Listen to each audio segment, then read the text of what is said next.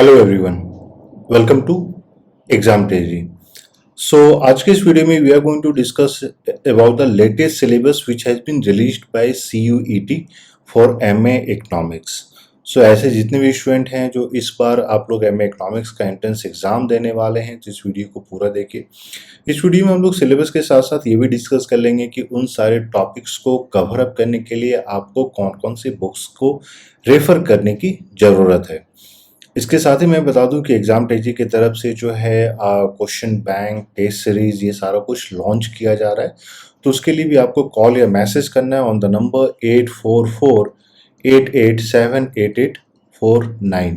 और इसी के साथ साथ आपको यूजीसी नेट के प्रीवियस पेपर्स भी प्रोवाइड किए जाएंगे फ्रॉम 2012 टू 2021, सो दैट आप उसको प्रैक्टिस कर सकें। और जैसा कि आप जानते हैं इस बार से जो है सीयूईटी के अंदर जेएनयू भी आ गया है। तो ऐसे जो भी स्टूडेंट हैं जो जेएनयू के लिए टारगेट कर रहे हैं, तो आप इस वीडियो को पूरा देखिए।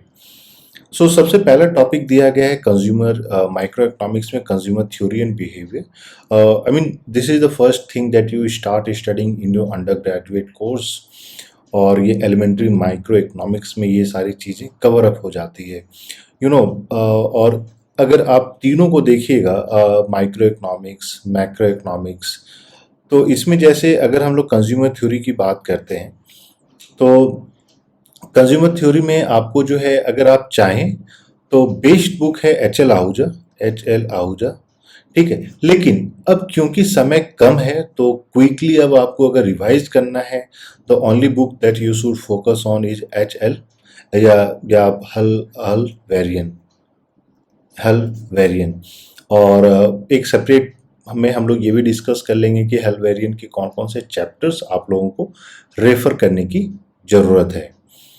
इसके साथ साथ मान लीजिए अगर आप लोग जो है कुछ क्वेश्चन सॉल्व करना चाहते हैं, न्यूमेरिकल सॉल्व करना चाहते हैं, तो हल वेरियन का जो है एक वर्कबुक आता है, आप उसको भी देख सकते हैं।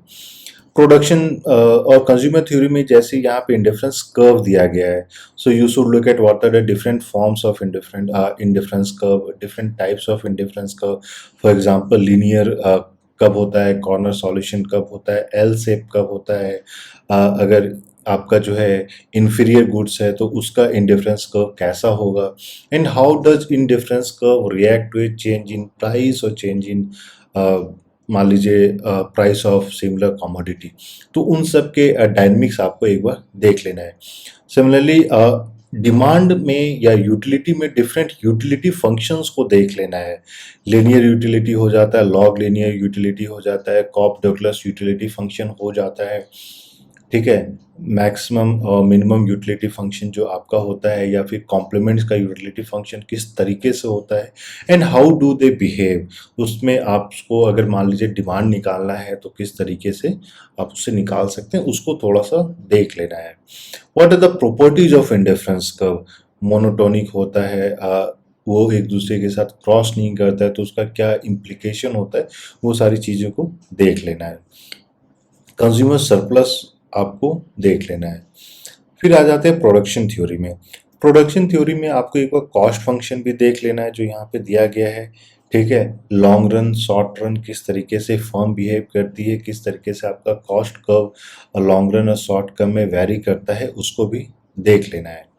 प्राइस एंड आउटपुट डिटर्मिनेशन में मोस्टली आप जो है परफेक्ट कंपटीशन देख लीजिएगा, मोनोपोली देख लीजिएगा, प्राइस डिस्क्रिमिनेशन देख लेना है, फर्स्ट डिग्री प्राइस का discrimination, second degree price discrimination, duopoly, oligopoly models आपको जैसे कॉर्नॉट मॉडल देख लेना है।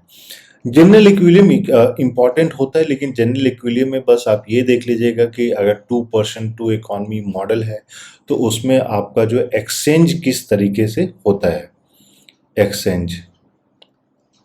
क्योंकि अगर जनरल इक्विलिब्रियम में हम लोग देखते हैं तो वहाँ पे मोस्टली जो है एक्सचेंज होता है, परेटो ऑप्टिमल, किस तरीके से हम लोग ट्रांजैक्शंस को निकालते हैं। नेक्स्ट आ जाते हैं national income accounting. National income accounting अगर मान लीजिए आपके पास कोई स्टैंडर्ड बुक नहीं है, तो आप NCERT फॉलो कर सकते हैं। There are different 3 different ways in which GDP gets calculated. तो बेसिकली GDP, GNP, इन सब में क्या डिफरेंस है। इसमें अगर मान लीजिए हम लोग डेप्ट की बात करते हैं, तो तो वो किस तरीके से होता है।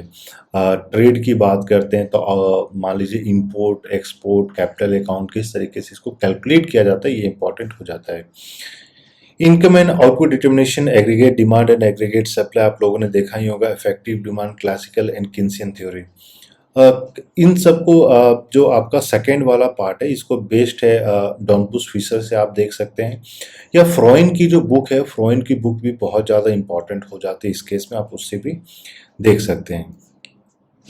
मनी डिमांड एंड इन्फ्लेशन, तो demand and supply of money, money multiply high powered money, या demand and supply for money, money multiply, ये सब जो है आपका मैक्रो इकोनॉमिक्स में भी कवर अप हो जाता है।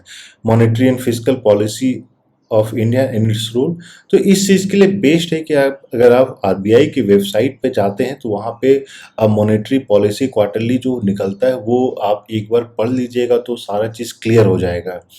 फॉर एग्जाम्पल अभी most of the developed countries या एडवांस्ड इकोनॉमीज की अगर आप लोग बात करते हैं, सो मॉनेटरी पॉलिसी जो सेंट्रल बैंक का ऑब्जेक्टिव हो जाता है वो है इन्फ्लेशन टारगेटिंग, तो उन सब चीज़ को देख लेना है। और इसी में जैसे हम लोग जब नेशनल इनकम अकाउंटिंग की बात कर रहे हैं तो इसी में आप सीपीआई, डब्ल्यूपीआई, इन सब के बारे में भी देख लीजिएगा कि सीपीआई किस तरीके से कैलकुलेट किया जाता है, उसमें कौन से जो कैटेगरी ऑफ गुड्स हैं उनका कितना वेटेज होता है, उसी में आप डब्ल्यूपीआई भी देख लीजिएगा। सीपीआई का रेफरल पीरियड क्या होता है, होलसेल प्राइस इंडेक्स का रेफरल पीरियड क्या होता है, ये सबको एक बार देख लेना पड़ेगा। और जैसे हम मनी के बारे में पढ़ रहे हैं तो थोड़ा सा आपको सेंट्रल बैंक के बारे में जब आप देखिएगा तो सेंट्रल बैंक के डिफरेंट आप मॉनेटरी टूल्स को देख लेना है। फॉर एग्जांपल रेपो रेट, आपका एसएलआर क्या होता है, एसएलआर क्या होता है, स्टैट्यूटरी लिक्विडिटी रेशियो क्या होता है, आपका बैंक रेट क्या होता है, रिवर्स रेपो रेट क्या होता है। तो these are some of the monetary tools और वहाँ पे आपको आसानी से मिल जाएगा आरबीआई के वेबसाइट पे। इन केस आपको नहीं मिलता है तो आप लोग एक बार मुझे व्हाट्सएप कर दीजिएगा तो फिर वो पीडीएफ हम लोग आपके साथ शेयर कर देंगे, तो उससे आप सब कुछ क्लियर हो जाएगा। कंजम्पशन एंड इन्वेस्टमेंट फंक्शन, तो कंजम्पशन परमानेंट इनकम हाइपोथेसिस है, एब्सोल्यूट इनकम हाइपोथेसिस है, आपका जो है केंसियन का जो कंजम्पशन फंक्शन है उसका कौन सा हाइपोथेसिस है, वो सब आप देख लीजिएगा। For example relative permanent income hypothesis, relative income और लाइफ साइकिल हाइपोथेसिस, ये सब भी देख लेना है कि ये सारा किसके द्वारा दिया गया है। Determinants of businesses fixed investment, ये उतना सिग्निफिकेंट नहीं है। हाँ, ओपन इकोनॉमी मॉडल देख लेना, मोंडेल एंड फ्लेमिंग मॉडल जो है एमएफ मॉडल, इसमें बेसिकली ये देख लेना है कि क्लोज्ड इकोनॉमी और ओपन इकोनॉमी में आपका मॉनेटरी एंड फिस्कल पॉलिसी किस तरीके से रिएक्ट करता है, आपका बेसिकली आईएसएलएम कर्व किस तरीके से रिएक्ट करता है, बीपी हो जाता है आपका बैलेंस ऑफ पेमेंट कर्व, ठीक है। Exchange rate determination, purchasing power parity, purchasing power parity में एब्सोल्यूट कौन सा है, रिलेटिव कौन सा है। अब इकोनॉमिक ग्रोथ में आपका सिर्फ दो ही मॉडल दिया गया है, हेरोडोमर दिया गया है, सोलो मॉडल दिया गया है। तो सोलो मॉडल में सम ऑफ द इम्पॉर्टेंट थिंग्स जो आपको देख लेना है। फॉर एग्जांपल दो इकोनॉमी अलग अलग रेट से स्टार्ट करती है and they want to converge on the same level, तो कौन कौन सा इम्पॉर्टेंट डिटर्मिनेंट्स है। हेरोडोमर मॉडल में तीन इम्पॉर्टेंट आपके ग्रोथ रेट हो जाते हैं, warrant for example warranted rate हो जाता है, तो उसको देख लेना है। सोलो मॉडल के केस में हम लोग को देख लेना है कि जो आपके ग्रोथ रेट होता है उसका, अगर मान लीजिए आपका डिप्रिसिएशन को आप इंक्रीज या डिक्रीज करते हैं तो उसका क्या इम्पैक्ट होता है, जो गोल्डन रूल ऑफ एक्यूमुलेशन है, गोल्डन रूल ऑफ कंजम्पशन है, वो किस तरीके से बिहेव करता है, सेविंग फंक्शन किस तरीके से आपकी स्टडी स्टेट ग्रोथ रेट को इम्पैक्ट करता है। तो ज़्यादा डीप में नहीं जाना है, लेकिन these are some of the basic things that you should understand. और फिर आपका दिया गया है स्टैटिस्टिकल मेथड इन इकोनॉमिक्स, तो इसमें फॉर एग्जांपल बहुत सारी चीज़ें जो है मिसिंग है इन द सेंस कि आपको simple regression model, probability distribution तो दे दिया गया है, लेकिन ये यहाँ पे मेंशन नहीं किया गया। फॉर एग्जांपल हाइपोथेसिस टेस्टिंग आपका जो है इसी में आ जाएगा, type 1 error, type 2 error, some of the जैसे गॉस के बेसिक एजम्पशंस हैं, so what are the basic assumptions, and वो बेसिक एजम्पशंस आप अगर रिमूव कर देते हैं तो क्या क्या प्रॉब्लम्स आ जाती है। For example heteroscedasticity, autocorrelation, serial correlation. तो इन सब के क्या क्या इम्प्लीकेशंस हैं, what are the different tests for it, उसको भी देख लेना इंपॉर्टेंट है। इसके बाद देख लेना फॉर एग्जांपल आपका कोएफिशिएंट ऑफ डिटर्मिनेशन, वो क्या चीज़ होता है। आपको देख लेना है कि जैसे सिंपल रिग्रेशन मॉडल में हम देखते हैं रिग्रेशन लाइन का हमेशा इंटरसेप्ट होता है। अगर मान लीजिए ये इंटरसेप्ट 0 है और ये ऑकरिंग थ्रू द ओरिजिन है, तो वो फिर किस तरीके से आपका ये वेरिएशन जो है इम्पैक्ट करता है। तो इन सारी चीज़ों को आपको देख लेना है। And the best book that you should go for is basic econometrics by Damodar Gujarati. Next आ जाते हैं mathematical methods in economics. Again mathematical methods in economics में आपको बेसिक सिंपल फंक्शन इंपॉर्टेंट हो जाता है। इसमें फॉर एग्जांपल जैसे डिफरेंशिएशन का क्या इम्पैक्ट है या इंटीग्रेशन कैसे किया जाता है, तो एक छोटे छोटे डिफरेंशिएशन इंटीग्रेशन के टेक्निक्स को देख लेना है। Differential equation not that important, और डिफरेंस इक्वेशन आप इसको इग्नोर कर सकते हैं। हाँ, लीनियर प्रोग्रामिंग प्रोबेबिलिटी आप थोड़ा सा देख लीजिएगा। डिटरमिनेंट्स मैट्रिक्स में बेसिकली आपको ये देख लेना होता है। फॉर एग्जांपल जैसे हम लोग देखते हैं कि जहाँ पे आपके बहुत सारे इंडस्ट्रीज के केस में आउटपुट होता है, इनपुट होता है। अगर मल्टीपल आउटपुट है तो उसको हम किस तरीके से रिप्रेजेंट करते हैं। आप जो है डिटरमिनेंट्स और इसके लिए सिंपल जो है इनके जो आप बोल सकते हैं कि कुछ कुछ जो रूल्स होते हैं उस रूल्स को देख लेना है। सेट्स एंड वेक्टर सिंपल आपको देख लेना है, कोई ज़्यादा डिफिकल्ट नहीं है।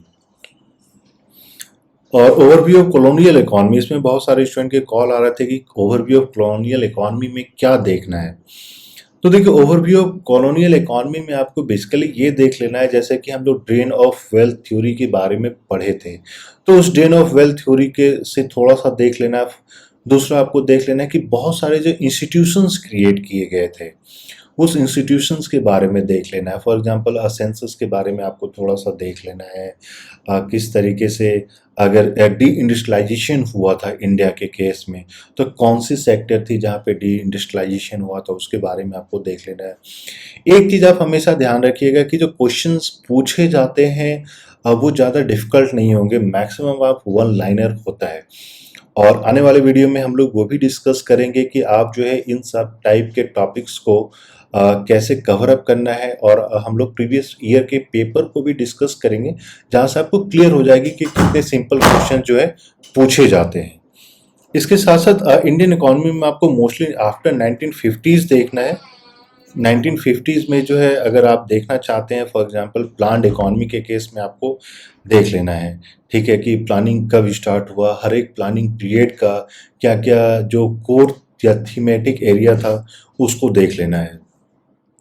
और जैसे बहुत सारे लोग बोल रहे थे कि सर इंटरनेशनल इकोनॉमिक्स को छोड़ दिया गया है, लेकिन इंटरनेशनल इकोनॉमिक्स को इन लोगों ने पोस्ट कॉलोनियल में ही इंक्लूड कर दिया गया है, जिसमें कि एडम स्मिथ, रिकार्डो, एचओ मॉडल, ये सारे न्यू ट्रेड थ्योरीज दे दी गई है। तो इसमें बेसिकली आपको ये भी देख लेना है कि आपका ऑफर कर्व किस तरीके से वैरी करेगा। आपको ये भी देख लेना है कि दो कंट्री, अगर दोनों कंट्री एक कंट्री स्मॉल एक कंट्री बिग है, तो इंपोर्ट सब्स्टिट्यूशन के केस में क्या होगा, आपका फैक्टर प्राइस इक्वलाइजेशन थ्योरम क्या होता है, हिस्टोरिकल समेशन इफेक्ट क्या होता है। तो इन सब चीज़ों को देख लीजिएगा। और बेस्ट बुक है आपके जो कवर अप करने हैं वो है आपका, अगर मान लीजिए क्रूगमैन देख लेते हैं तो उससे भी इक्वली कवर अप हो जाता है, या फिर बहुत सारे लोग सल्वाटोर को देखना चाहते हैं तो उससे भी आपका कवर अप हो जाएगा। हाँ, इंडियन इकोनॉमी को कवर अप करने के लिए अगर मान लीजिए आपके पास उमा कपिला की बुक है तो उससे आपका इंडियन इकोनॉमी अच्छे से कवर अप हो जाता है। और वहीं अगर हम लोग बात करते हैं, अगर जो आपके जो इकोनॉमिक ग्रोथ के मॉडल्स हैं, तो मेरे हिसाब से इकोनॉमिक ग्रोथ के मॉडल्स को बेस्ट है कवर अप करने के लिए या तो देवराज रे की बुक है। देवराज रे की बुक काफ़ी शॉर्ट में दी गई है, वो भी अच्छी बुक है। आप डेवलपमेंट इकोनॉमिक्स की, या तो आप उसको देख सकते हैं, या फिर मैनक्यू की जो मैक्रो इकोनॉमिक्स की बुक है तो उसमें एक पार्ट है, या आप बोल सकते हैं कि 2-3 चैप्टर्स है रिलेटेड टू सोलो मॉडल, आप उसको देख लीजिएगा तो उससे भी चीज़ें कवर अप हो जाएगी। हालांकि हम लोगों ने ये भी प्लान किया है कि अभी जो है हर एक दिन एक एक टॉपिक को स्टार्ट करेंगे, और वो भी डिस्कस कर लेंगे कि फॉर एग्जांपल मैक्रो इकोनॉमिक्स में कंज्यूमर थ्योरी है, तो कंज्यूमर थ्योरी में क्या क्या चीज़ें इंपॉर्टेंट हो जाती है जिसको कि आपको कवर अप करना है। और एग्जाम ट्रेजी की तरफ से जो है CUET के लिए टेस्ट सीरीज और क्वेश्चन बैंक सब कुछ लॉन्च किया जाएगा। तो जितने भी ऐसे स्टूडेंट हैं आप लोग प्रिपेयर कर रहे हैं तो एग्जाम ट्रेजी के साथ जुड़िए। और मैं आपको बता दूं कि एग्जाम ट्रेजी की तरफ से एक डेडिकेटेड चैनल क्रिएट किया गया है, यूट्यूब चैनल क्रिएट किया गया है इकोनॉमिक्स के लिए, जहां पे हम लोग सिर्फ डेडिकेटेड इकोनॉमिक्स कंटेंट ही अपलोड करते हैं। तो आप उस चैनल को भी सब्सक्राइब कर लें सो दैट जो भी लेटेस्ट अपडेट आता है, वीडियोस हम लोग अपलोड करते हैं, वो सारा आपको मिलता रहे। तो अगर मान लीजिए ये वीडियो पसंद आया तो प्लीज़ लाइक कर लें और चैनल को भी सब्सक्राइब कर लें अगर आपने सब्सक्राइब नहीं किया है। और इकोनॉमिक्स से रिलेटेड कोई भी अगर आपको क्वेरीज है, इशूज है, तो आप लोग कॉल या मैसेज करके पूछ सकते हो ना। वो नंबर 8448878849। आप इसी पे कॉल या मैसेज कीजिए और हम लोग आपको फटाफट सारा इन्फॉर्मेशन प्रोवाइड करेंगे। So thank you and we wish you all the best.